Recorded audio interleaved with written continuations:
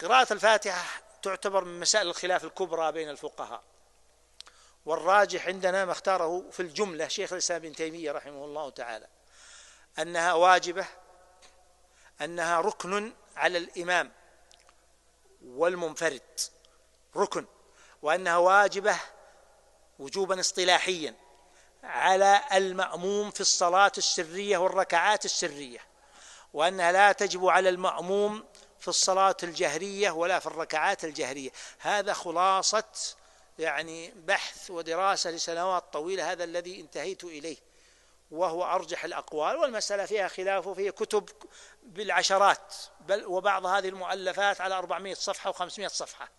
على كل حال هذا أحسن الأقوال، وليس هذا موضع الكلام على أدلته ومناقشتها.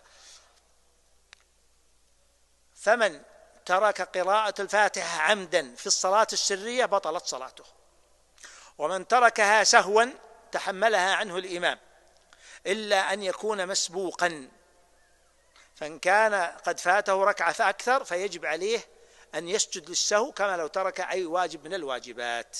هذا خلاصة الكلام في قراءة الفاتحة.